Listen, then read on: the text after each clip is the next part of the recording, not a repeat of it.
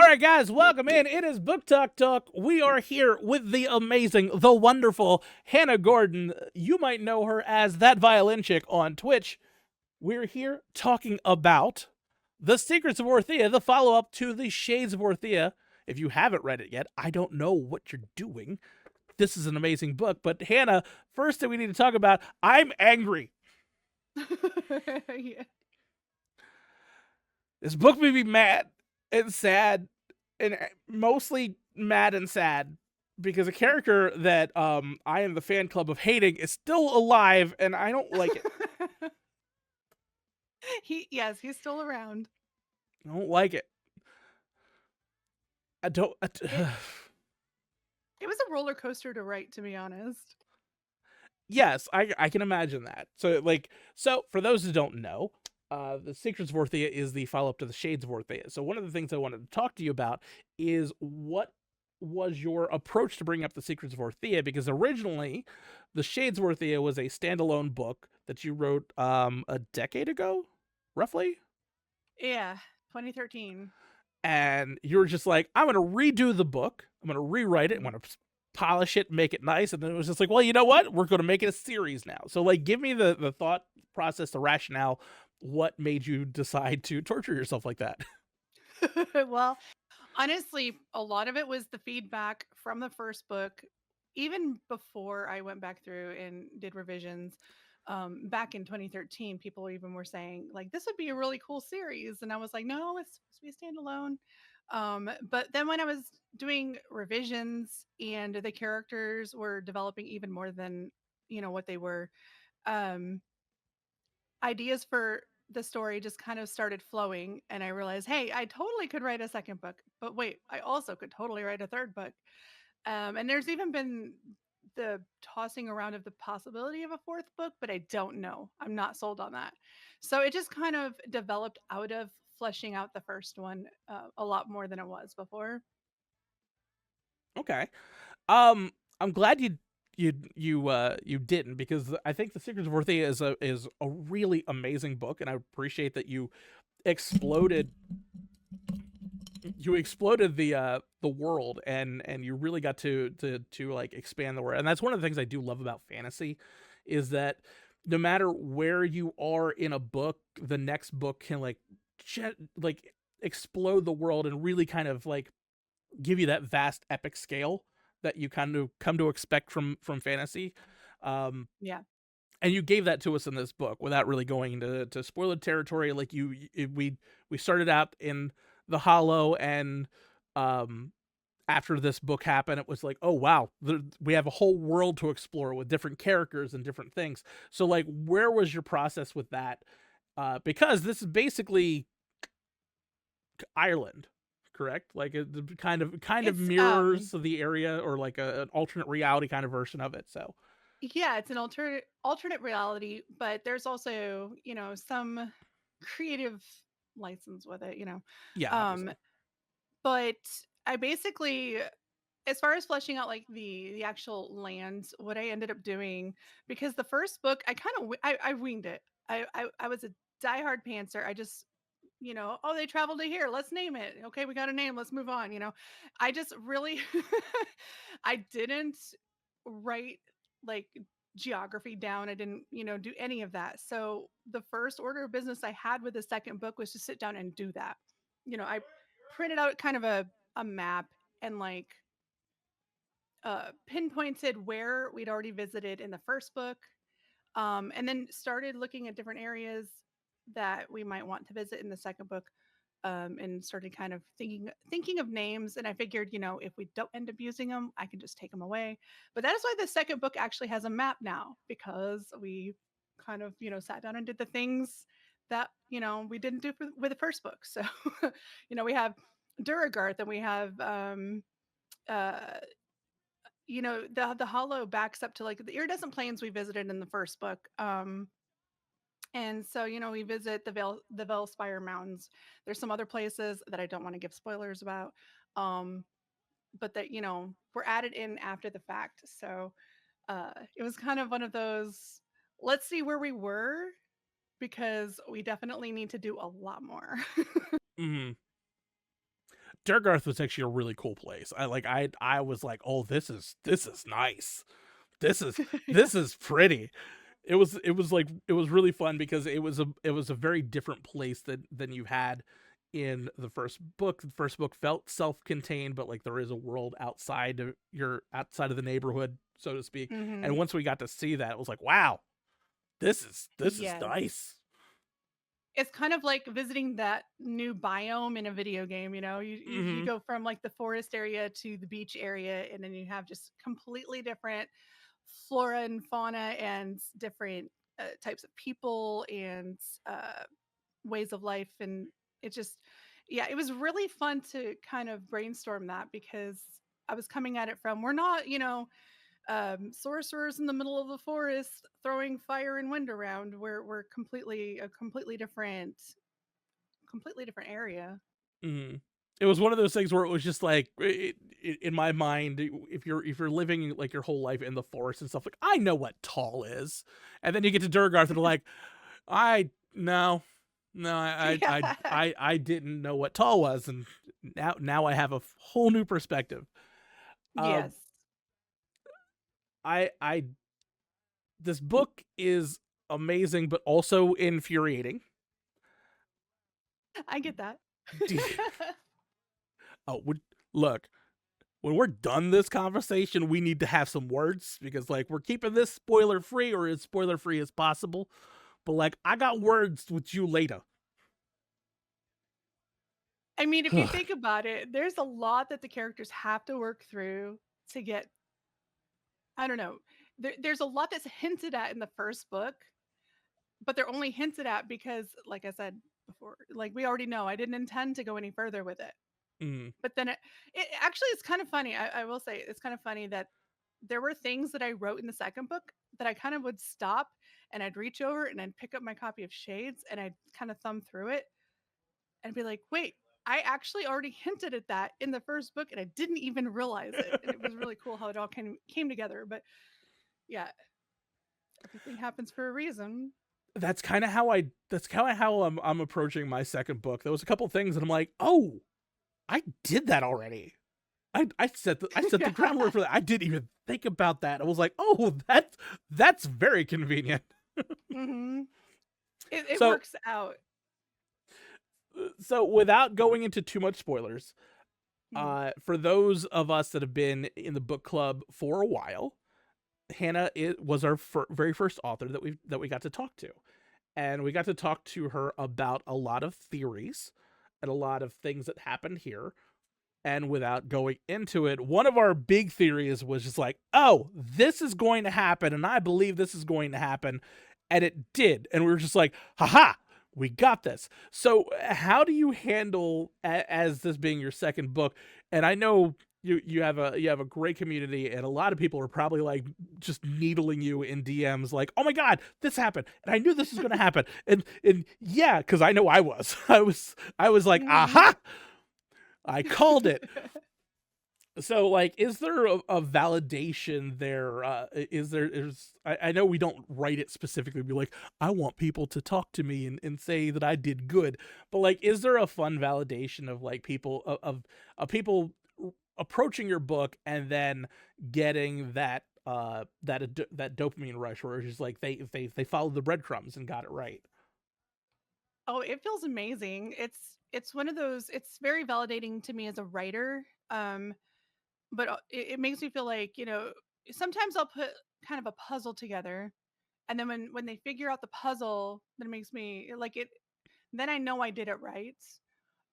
Versus when they just come back and they're like, well, I'm really confused about this, and then I'm like, okay, well then I obviously didn't do my job as a writer because ultimately I want it to click into place, and I'm always striving for that kind of click into place moment, um, which does happen in secrets. Mm-hmm. And I know that that was part of what was what made you angry, and I'm so sorry, but um, Well, no, the one some things made me angry. Some things did. Although some things were just like, oh, yay, this was what we kind of expected. Not everything made me angry. The ending, though, however, that last, like, we'll go 6 chapters. I was, like, screaming at every chapter, like, what's going on? There's a very specific question I need to be asking. I'm asking it every single question of, like, why? I think I hit you up literally after every chapter. I'm like, what did you do? What did you Yes. do? It was so specifically written to have that reaction. I needed there to be that ambiguity right up until, you know, well, The chapter reveal. 44. Yeah, Mm-hmm. the big reveal. Um, I was working so hard to just because I didn't want it to be too obvious right away. So yeah, that was every single word on that page was meticulously written, rewritten, and rewritten again until I felt like it was exactly how it needed to be. Oh no, it got there. After about the 3rd time of you, like, kind of retelling what was happening, like, but wait a minute, you start. Yeah.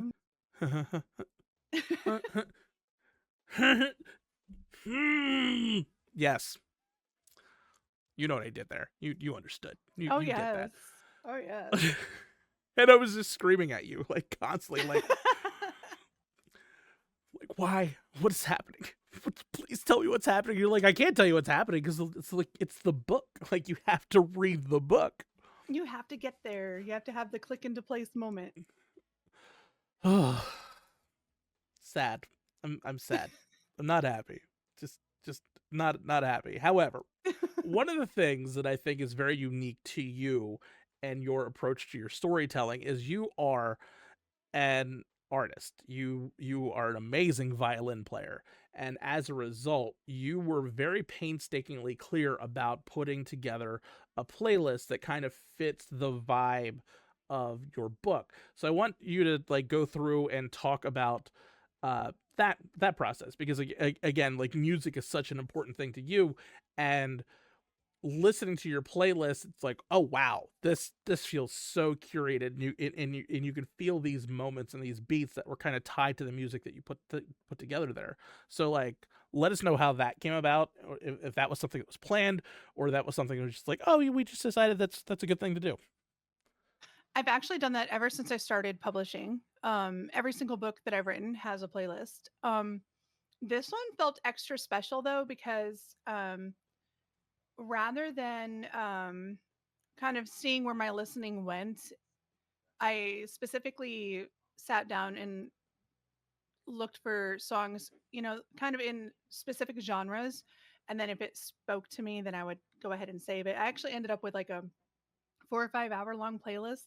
And then I just kind of weeded out the ones that weren't quite, as prominent to me.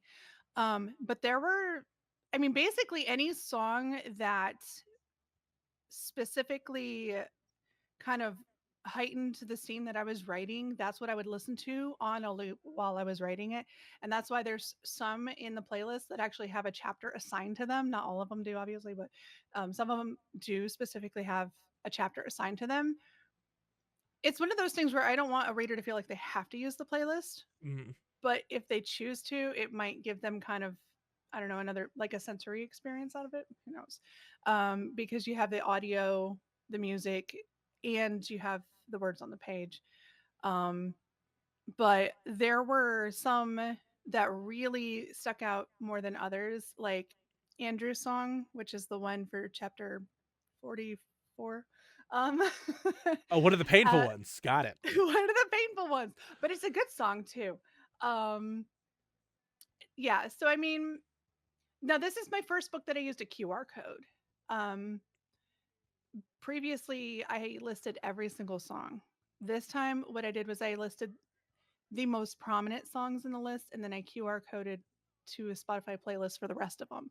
So I just think it's really fun to have kind of this is what I listen to while writing it, and maybe you'll like listening to it while reading it. Who knows? I kind of want to go back now and do that. Just, like, so basically just skip around to the chapters to see if you hurt me again. Basically, just to see how traumatized it could be the second time around. I will have to let you know of another one that specifically would be a really fun one to read to the music, but I can't tell you here because it's a spoiler. Okay, it happens. Um, you have done an amazing job with your cast of characters. We always talk about in these books, uh, authors tend to self-insert a lot. If you did that in this book, what character closely or mostly represents yourself, or did you like cut yourself up into a bunch of different pieces and give yourself away? Oh, that's a good question. I would probably say I see a lot of myself in both Brannon and Derry.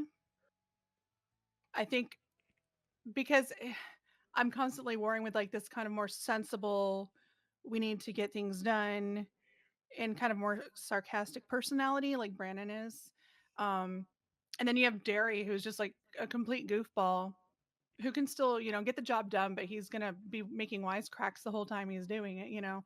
Um, and so I feel like their dynamic is kind of my brain just in general. Well, it's because Derry has a dachu. It's Oh, the a Dwarku. Dwarku. Okay, it's a Dwarku. Yeah. Okay, I was Dwarku, my brain yes. was reading that as a like a Doberman Chihuahua. It's an otter dog. And honestly, actually, okay, I think you had asked me the last time we did this about a pronunciation key.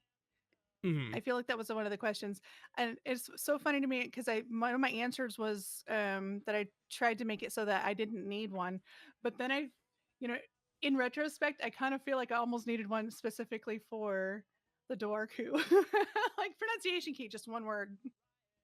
Yeah, because my brain went to like a half dog, tiny dog, and then that was like, and then they explained it as an otter, like an otter dog, and I'm like, that's still in my head, big dog, small dog, and it kind of fits with his personality of just not taking things seriously. So obviously Yeah, his familiar would be something that's just kind of also ridiculous. Where like yeah, you have Ember, where it's just gruff like everything, and then you have Soulless, and even Elena had Is and everything, and it's like everybody had these like really like spectacular like majestic things, and it's Otter Dog.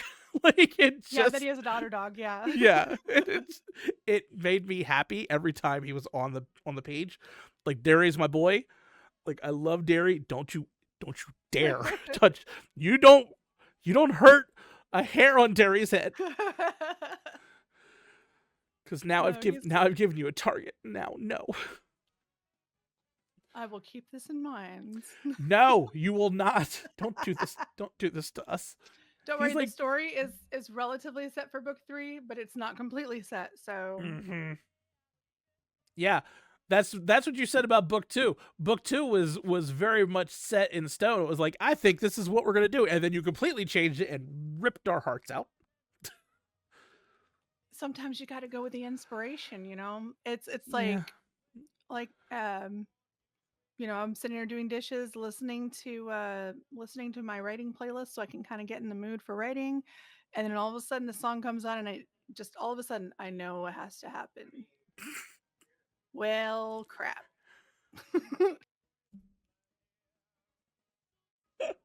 It's just the way you said that. I know it has to happen. Going to make I mean, a lot of that's how it people always very goes. angry.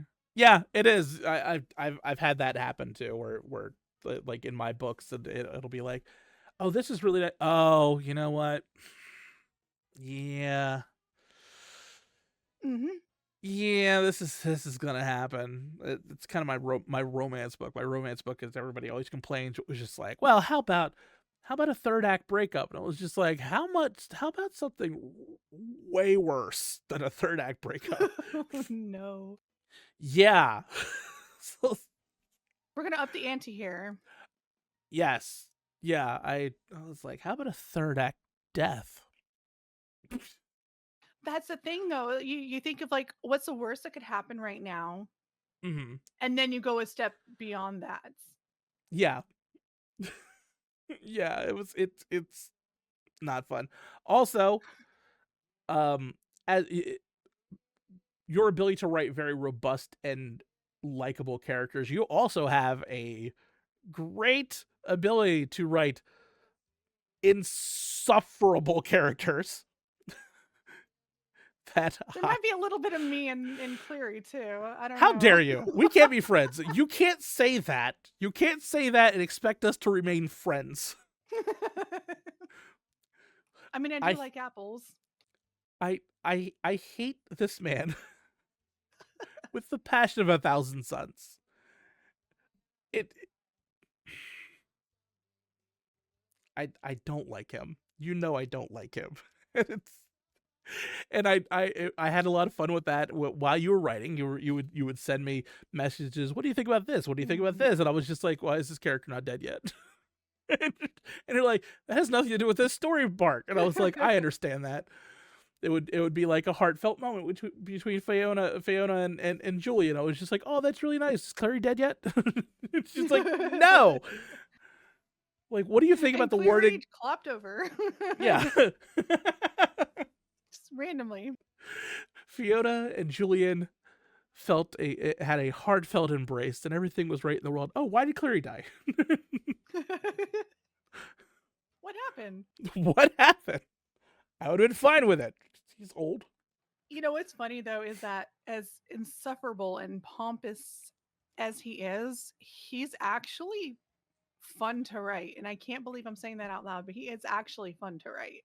Oh, I can see that. I can Because absolutely see. I try to see how far I can take that. I can see that because like I have evil. You know what? Here's the thing. It's like as much as I don't like the guy, he's not evil. He's insufferable and pompous. He's very arrogant. And very arrogant. I have a character in my book that's also like kind of pompous and insufferable, but he's also evil, so it's a little bit different. It's a little bit different situation. Like Cleary is just like an ambiguous, like just irritating figure, whereas like my character is very much like he's all of those things, but he's also very murdery. So it's a little bit easier to hate my character as opposed to hate Cleary. I still do. Like let's be clear. I still hate this character. The passion of 1,000 suns, but he serves a purpose. So like I have to accept it. Yeah. He played a part in this book, and it was very important, and blah blah blah blah blah. He's still a blah blah blah. Yeah. Anyway. Anyway. We have those characters right alongside the good characters. Very true, and you kind of need that in every book. Yeah. Like you can't have a book where you root for everybody. That's a boring book. There has to be conflict. Yeah, there has to be conflict, and he definitely provides that. Without spoiling, what can we see from you on book 3? Because I know you're in the middle of writing it right now, so there's only so much that you can do. You can tell us all of these things, and they can change by the time the book comes out.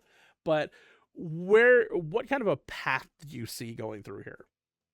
Well, I mean, we're about 7,000 words in, which is not very many, but it's enough to give me kind of a trajectory.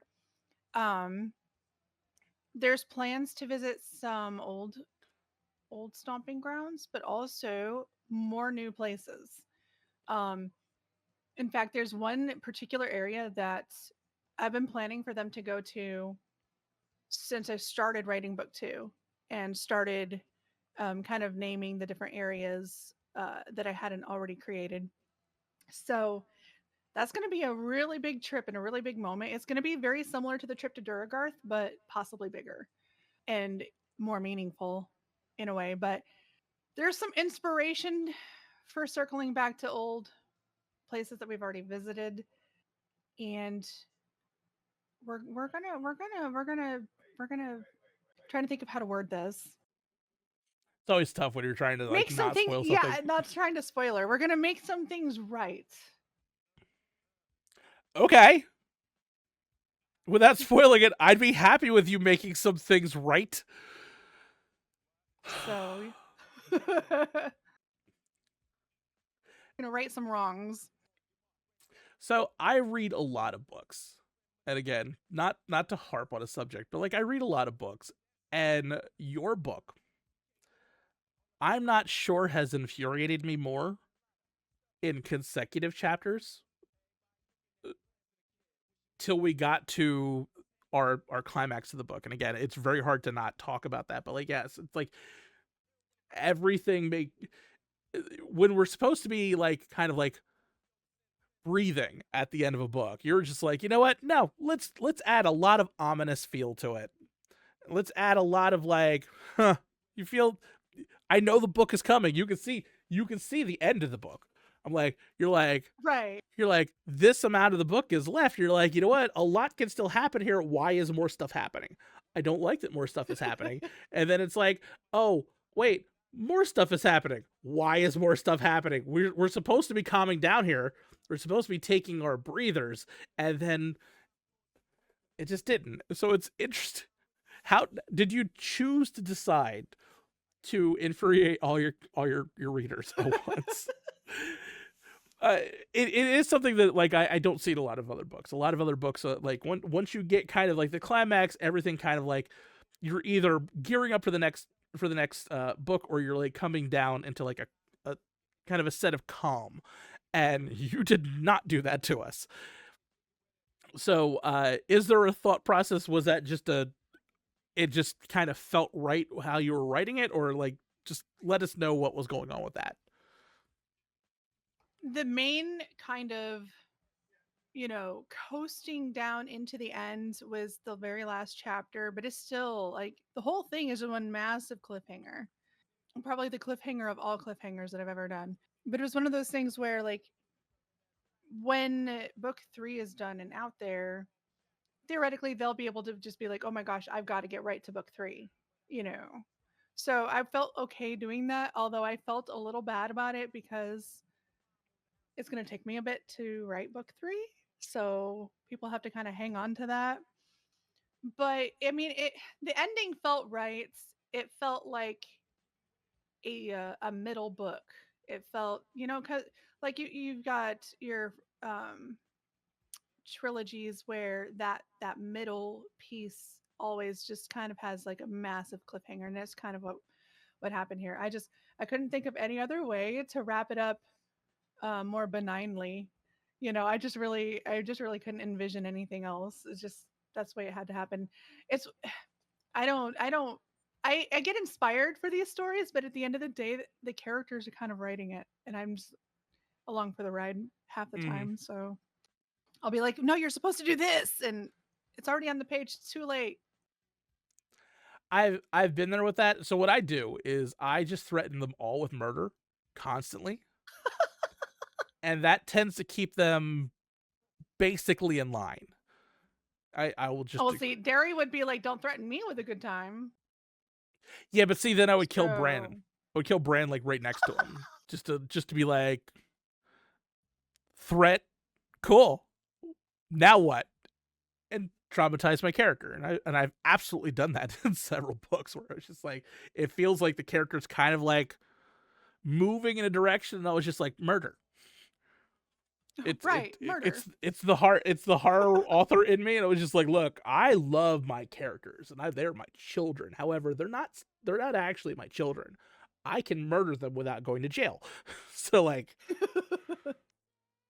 calm yourself, or you'll end up like that Right, person. right. Reel it back in. Yeah. Yeah. Is there a daunting process of having to approach a book or a series of books? Because I think you're going to be doing this with another book series as well. Coming back and revisiting it, because I know as an author, as just artists in general, we're always tinkering. We're always just like, man, I'm better now than I was before. Do I go back and can I revisit this world, or do I accidentally George Lucas this all and just kind of like fuck up one of the greatest trilogies ever created? Because he just was just like, I wanted all of this stuff, and I'm going to like delete all of the things that I didn't want, and suddenly we have this sterilized version of Star Wars where Han didn't shoot Right. first. Right. I mean, I have my debut novel that I'm actually starting to go through now that I've done it with Shades. So I mean, I don't know. I'm trying to get in a mind frame of it's out there, leave it alone. But then also, at least with my debut, I kind of want, I don't know. I was leaving it alone for a while, but then now I've convinced myself that I need to go back in, revisit it, revise it again. That book actually didn't go through any formal editing. So the second book did, just not the first one. So I'm just like, but I'm teetering between, oh, I wrote that, and oh, I wrote that, a few lines later. Oh no. But I think it's fun in a way though to revisit it because especially depending on how long it's been, it can almost be like reading, I don't know, it's weird. It's almost like reading somebody else's writing in a way. Like I have to sometimes I have to remind myself I wrote this, because I'm just reading it and I'm like, "Oh, this is cool." And then I'm like, "Wait, am I patting myself on the back right now?" Or I read something terrible and I'm like, "They should have gotten an editor. Wait, that was me. I should have gotten an editor." um so yeah, I think it's fun to revisit. I really do. I think once I'm done revisiting these, I'm going to be done revisiting though because I think at this point it's just keep moving forward. Yeah, you do get stuck in a loop if you constantly are going back and touching things. I didn't have that option with Grayscale, the book that's coming out in August. It was kind of like I was kind of forced to revisit it because like I lost it all, and I do appreciate my writing style now than I did 20 years ago. So like Hmm. I'm in a way like it sucks that I didn't get the book out 20 years ago. But at the same time, I'm a better writer. I'm in a basically a very different headspace than I was like 20 years ago. So like what would have happened with that book 20 years ago? It might not have gone anywhere. It might have just been like blah or something unreadable. So I can understand the reason of like wanting to go through and rewrite things. I feel like I still want to tinker with like Campfire Ashes like volume 1. I'm like Hmm. I don't necessarily want to rewrite everything, but like I want to like reorder everything. And I was just like, man, that's just so much work to reformat a whole book just because you want to move like one or two stories. It's like, That is the battle, honestly, because then um you have to proof everything all over again and it's just a whole ordeal. mm-hmm. But we might anyway.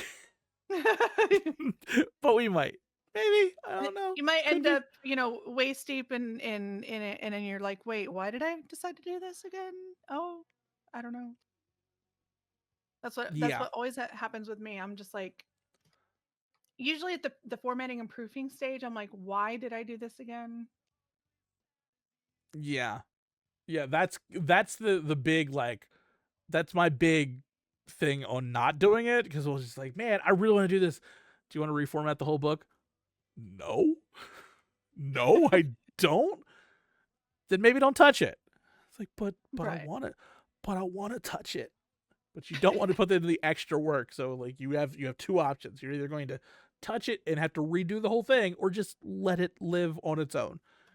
Hmm. And at least currently, letting it live on its own.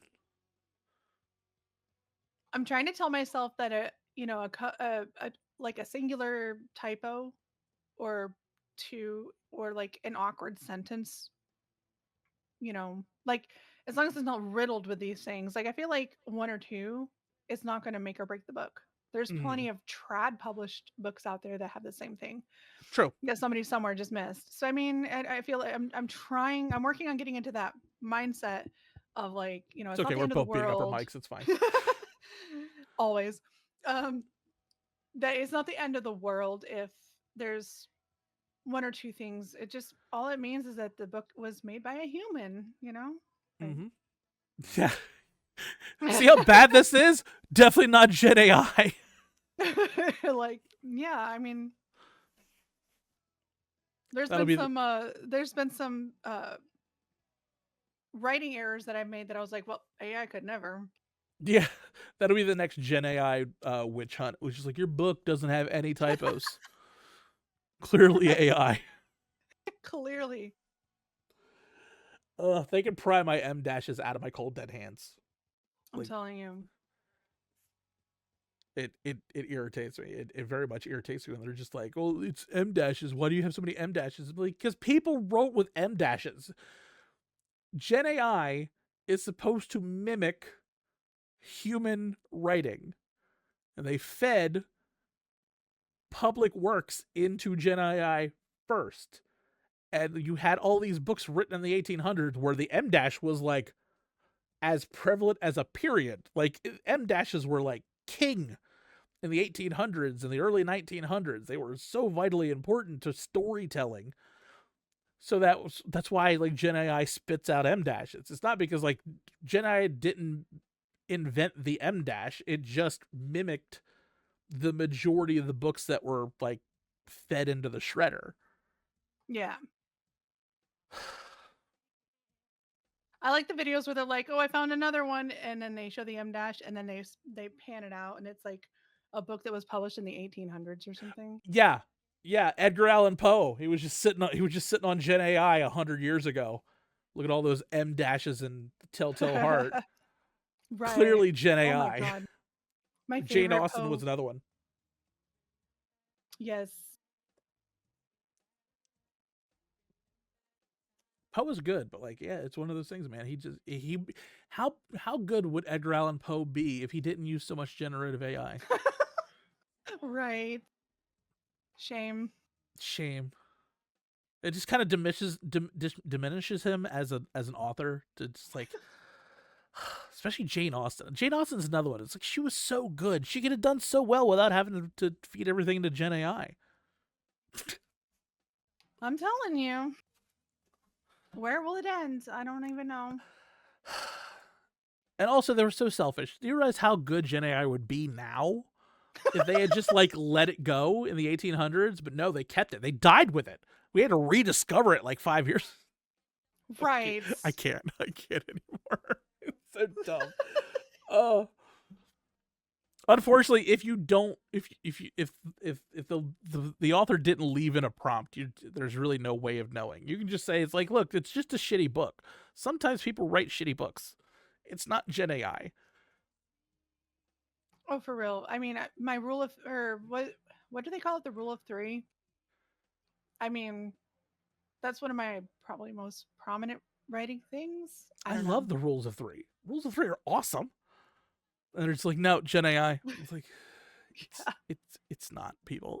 It's I just think I really do that not. more than I use M dashes, to be honest. So do I. I absolutely use rules of three way more than M dashes. Like I might have an M dash like every 3 chapters, but like rules of three is every single chapter. There's something in there and everything. So, so we just get derailed on our mutual hatred of Gen AI. You haven't just written Shades of Orthea and Secrets of Orthea. You have other stuff. You have Shifting Hearts out there. You have the is it the View? The Voo. The Vu. You have the Vu. What do you have on the horizon? Like what are you looking into to doing? It's always that problem. Whenever you have a series out, you have this need to finish the series, but at the same time, our mind wanders into other works in progress. I have like 8 books that I want to do, but I'm like, Grayscale's finished. Do I just plow away and get through Grayscale too, or do I go over here and do all the things that I want to do also, and then come back to Grayscale? It's it's the question. So like, for you, where is that pulling you? Do you want to just like plow through and get through the third books from Orthea, or do you want something more? Yeah, we all just struggle with that. But let us know where your general idea is. So originally, I was going to kind of take a breather, work on a Fey romantasy, that is a spin-off from the Shades story. It's in the same universe. It's in a different country. But then I was like, well, I kind of want to work on Shades a little bit at least because I did leave a huge cliffhanger. So Yeah. then all of a sudden I'm sitting there trying to write two different stories at the same time. And then I came up with the idea of, let's go ahead and go back to the VU and revise it. Um, so I've actually got several projects going right now, but I mean, ultimately I see Shades probably remaining a trilogy and doing this spinoff, which right now I've got a duology planned for. But I mean, you never know, I guess. Yeah, Um, because Shades was one book, and right. one I book a think decade ago. And then suddenly it's like, you know yeah, what? exactly. So I mean, I'm kind of just working on fleshing out those, and then we'll see what happens after that. I haven't really thought past that too much, just because I want to really focus. I think the question's going to be, how much can I actually handle in one go? If these are too many projects, that I might just focus on Shades 3 and the VU revisions and then do the other one afterwards. So that's kind of what I'm looking at right now. Okay. Okay. It's always so tough. There's always so There many story ideas, and there's not enough time to write it all. True. I think it so like for the way I write, I think it's probably easier for me to get derailed constantly because like we have Campfire Ashes. So like every month I need to write a new story for Campfire Ashes. So my brain is already in that like let's switch a project, let's move over here and move over there. So like that's what makes my problem way Yeah. worse because my writing, the way I write is as soon as a new like work in progress comes in, my brain has to like focus on that. So all of my works in progress have at least one chapter done because I literally need to like get the poison out of my head Yeah. or I can't progress on the current work in progress. Like there were like 6 times or 7 times where like I'm writing grayscale and suddenly not any of the romanticy works out. Suddenly slice of life works out. Suddenly clashes there. Suddenly like you have all of these books and I'm like I had to write them. I had to write at least one chapter or else I wouldn't have been able to focus on the book I need to get done. Yeah. So, so do you have that problem where it's just like once you get a work in progress, do you just shelve it completely or do you just kind of have to like tinker with it at least a little bit? I try to tinker with everything that I'm working on. But ultimately, despite my best efforts, I always end up just kind of going all in on one thing, just trying to get it done. And actually, I keep not even mentioning Ashwood. I have the Curse of the Ashwood Alpha, which is my paper chapter novel that is out there, and uh, that one I'm supposed to be writing. Actually, I'm supposed to be writing or releasing like one or two chapters a week, and definitely have not been keeping up with that recently because I kind of let that go to the wayside while I was doing big time revisions with secrets. So I kind of like sometimes I can kind of dabble in all of them, but I eventually end up just really going all in on one of them. Okay. I wish I had that ability to just be like, no, I'm not gonna play with you right now. I need to do this. You go play on your own. I'll be here. Now my brain was just like, no, sandbox. I'm just gonna hop in the sandbox. And then the adult comes back in and later on you're like, why is there so much sand here? Why is there Right. No, I understand. it's very annoying. If I have too many, I get overwhelmed and then I don't do any of them. I don't work on any of them. And so I I have to try to mitigate that. You would be terrified to see my work in progress folder. I'm trying to think, we how ha- many do I have? I don't. You probably have way more than I do. I'm assuming, but Shades 3, Mountain Court, Vu, Ashwood. So yeah, I have 4 projects. You probably have a lot more. 4, 5, 6, 7, 8, 9, 11 currently. How do you keep them all straight? And I have each one gets a folder. Each one gets a folder, and I write a chapter or two, and then I put it in their folders, and then I just kind of sit and go away from it for a bit. And of course, that's not counting Campfire Ashes, because Campfire Ashes, we have 4 books in Campfire Ashes, and that's like a story every single week. So like I've written 15 of those stories so far this year. 15. I actually wrote a really good one that's just coming out tomorrow for our podcast. It's actually very good. But yeah, so like my brain, I here's the thing. I've tested myself. I don't have ADHD. I don't have ADD. Like I don't. But I've definitely like there are moments where like suddenly I'm like maybe you do, cuz like I will squirrel so hard for stories. Yeah. And that's why I have 11 works in progress, and that's not counting Campfire Ashes, which is technically a 12th. So we 12th. So like if you do Campfire Ashes volume 3 and volume 4, which volume 4 is like 3/4 of the way done. So like I have 14 So works you have in 3 progress. times the projects. Yes. I have a problem.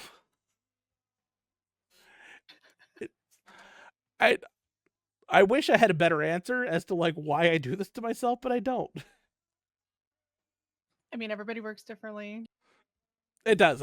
That's one thing. It's like you can't compare yourself to other people. I think that is a thief of joy, and also it's just like we have enough stress as authors. We don't need to also compound that problem by like looking at somebody else like, man, I wish I had their stuff or whatever. Right. So we've talked about everything there as far as secrets going. Unfortunately, the character that I hate is still around, still puttering around, but fuck his apple. That's not a spoiler. Just fuck his apple. People will be like, what does that even mean? Fuck his apple. If you know, you know. Once you get to it, you're gonna be like, oh, I understand now. I get that point. Yeah. And it wasn't a spoiler, so it's fine. Yeah. I do want to thank you for being here. It was a lot of fun. I love you. Like you're an amazing person. We talk all the time. I love bouncing off ideas off of each other, because like we do bring in insight to each other, and it is helpful. I anybody who is an aspiring author, I think one of the most important things, find yourself some author friends. Yes. Because they will help keep you sane. And there have definitely been moments in my writing that I have definitely hit up you and like, hey, can you help? Please help. And you'll send it, and you'll come back with like little revisions here and there, and like, I feel better now. And I hope I've been able to do that really with you too. Yeah. Yeah, absolutely. It's honestly, it's really huge whenever, you write something. It kind of, there's 2 different aspects of it. The thing you write where you just really need someone to look at it and be like, am I just off base here, or is there something wrong with this sentence because it's not reading right to me or whatever? Which, rearranging sentences is one of my favorite things. Like, I hate grammar, but I like doing the things that grammar requires, if that makes sense. Mm-hmm. I like tightening up the sentence structure and the paragraphs. I really actually enjoy that. But then there's also the, look what I wrote. I just want you to see this and just be like, hey, that's really cool, Mm-hmm. or whatever. Yeah, sometimes you just need So, the validation. It was just like, is this yeah. good? Is this good? Is this cool? And then Yeah. you'll be like, yeah, this is really cool. You're like, oh, thank God, we're good. Or is this hitting the way that I'm hoping it will hit? So yeah. Mm-hmm. So yeah, so like I know I probably said it to you before, but I do appreciate you as an author friend. You're an amazing person. Same. You are an amazing author. And even though sometimes you're infuriating with your characters and your storylines, but it's fine.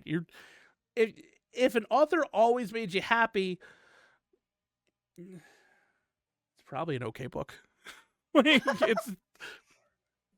There has to be conflict. If there's no conflict, then it just feels kind of boring. It just does. But you are an amazing author. I love your work, and obviously I will have you on here again.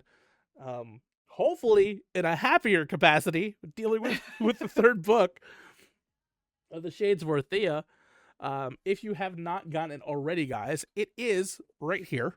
It is available on her website. It is available on Amazon. It is an awesome book. It is a great read. You do need to read The Shades of Orthea first, however. This is not definitely not a standalone book. So grab The Shades of Orthea. She has, you still have book bundles, right? On her site? Yes. Yeah, Yes. so you can grab them both, and they'll be signed. This one isn't, because I got this one off Amazon because I have a problem not being able to wait. And you're like, I'll have them in a week. And I was like, no, book now. I need the book now. So Fair I got enough. this one off Amazon, but I do have a signed copy from her. It's one of my that's the one in my car that I had. Yeah, so the one it might come with fingerprints all over it. It won't. So that was the funny story on that one. So like she had a fuck up copy where it was just like somebody, like there's UV coating on books nowadays to kind of keep your books like from like dying in the sun. But there has to be a point where it kind of sets there, and I guess one of her books, they just grabbed it right off the press, and there was like there were like fingerprint smudges, and you're on stream, you're like, I can't have this. So I was like, no, that's what I want. And I asked you like 4 times, are you sure? You Are did, because serious?" at first you thought I was just kidding. It was just like, is he kidding? Does he actually want that one? I was like, yes, I want the one with the fingerprints on it. And it was funny because like you just kept at it and like, are you sure? Are you kidding? Is this actually what you want? And each time I'm like, yep, that's the one, because I want the unique book. No one else's books has fingerprints all over. It is unique. It is absolutely. It is. But again, guys, this is Hannah Gordon. If you were not following her, make sure you're following. Also, That Violin Chick on Twitch. If you want more DBD content, more, you don't really play Hunt Showdown as much, but she does on occasion, or has on occasion. Also, Loftia, Marvel Rivals. She is an awesome Cloak and Dagger main, even though I haven't seen her play Cloak and Dagger in forever. She's been very strange as of late. A little cappy, a little strange. Yeah, a little bit.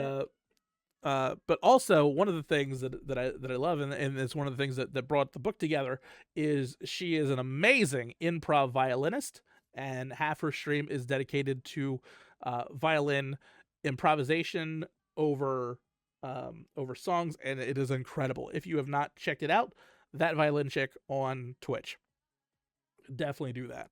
She's awesome. And it's not because it's not because we're friends. She's actually awesome.